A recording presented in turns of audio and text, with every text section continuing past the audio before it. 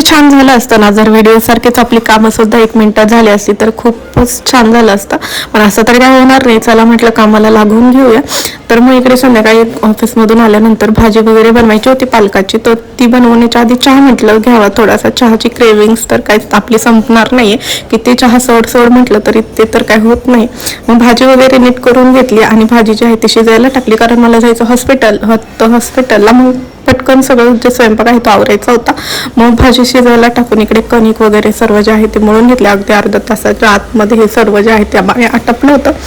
आणि मग ते झाल्यानंतर लगेच तांदूळ शिजायला घातले. म्हटलं चपात्या ज्या आहेत त्या आल्यानंतर लाटता येतील. मग भात वगैरे शिजायला घातला. भाजीची फोडणीची तयारी केली. भाजीला फोडणी वगैरे देऊन घेतली. बेसन पीठ टाकून अशी छान भाजी हटली होती. ते झाल्यानंतर मग लगेचच इकडे माझी जाण्याची तयारी झाली हॉस्पिटलमध्ये जाऊन आल्यानंतर लगेच चपात्या वगैरे करून घेतला. असा होता आजचा दिवस. कसं वाटलं ब्लॉग नक्की कमेंट करून सांगा. आवडला